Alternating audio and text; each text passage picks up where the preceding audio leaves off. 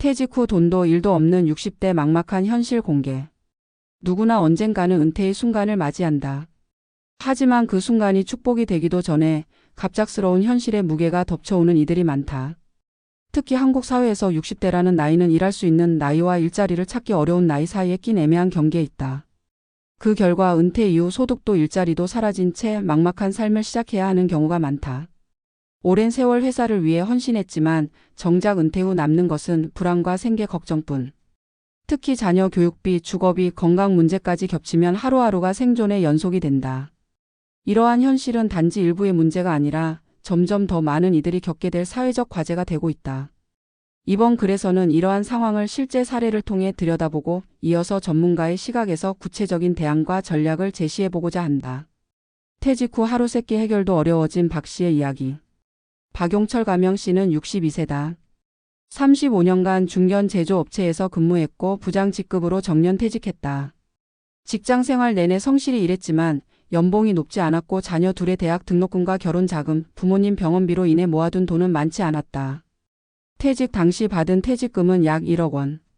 그는 노후에 쓸 돈은 조금이라도 있어야 한다는 생각에 일부는 적금으로 묻고 일부는 자영업에 투자했다. 퇴직 직후 치킨집을 열었지만 1년 만에 폐업. 팬데믹 여파와 경쟁 과잉 속에서 결국 손해만 보고 가게 문을 닫았다. 그 후 박 씨는 알바 자리라도 알아보려 했지만 60대 남성을 채용하는 곳은 많지 않았다.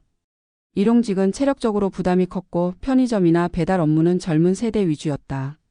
남은 퇴직금은 생활비와 의료비로 서서히 줄어들었고 현재는 월 100만 원이 채 안 되는 국민연금에 의존해 살아가고 있다.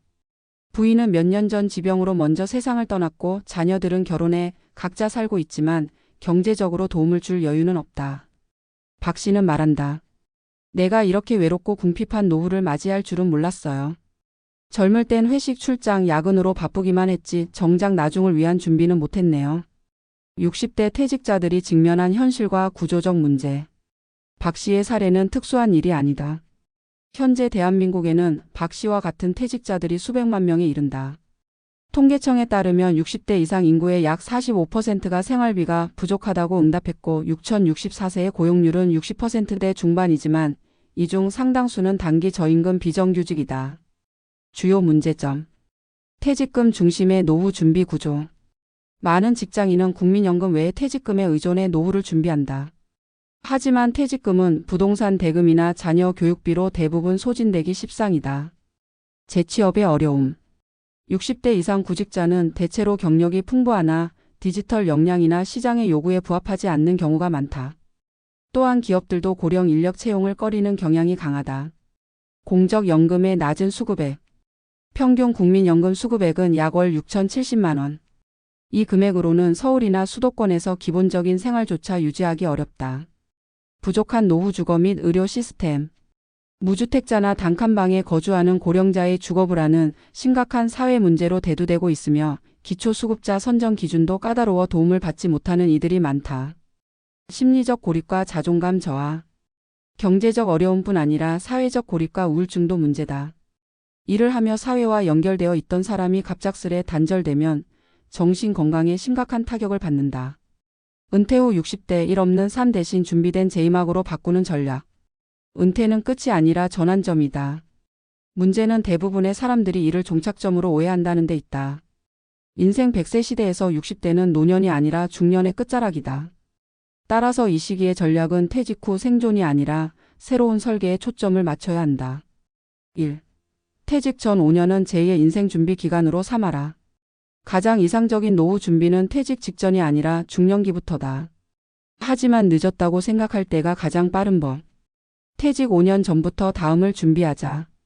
디지털 역량 향상, 기본적인 컴퓨터 활용 능력, 스마트폰 앱 사용, 온라인 마케팅 등을 익히자. 이는 은퇴 후 프리랜서나 재택근무, 소규모 창업 등의 필수다. 재능 기반 자격증 취득, 예를 들어 상담사, 바리스타, 가드닝, 실버케어, 사회복지사, 요양보호사 등의 자격증은 실제 수익 창출로 이어질 수 있다. 소셜 네트워크 확장, 퇴직 후에도 활용 가능한 인간관계를 유지하라. 소모임, 지역 커뮤니티, 온라인 커뮤니티 등에서 활동을 늘리는 것이 중요하다. 2. 자산관리, 퇴직금, 연금 그리고 소득의 다각화. 퇴직금은 투자가 아니라 생계 기반으로 사용하라. 안정적인 월 수입이 없을 경우 퇴직금은 최소 10년을 버틸 수 있도록 나눠 써야 한다.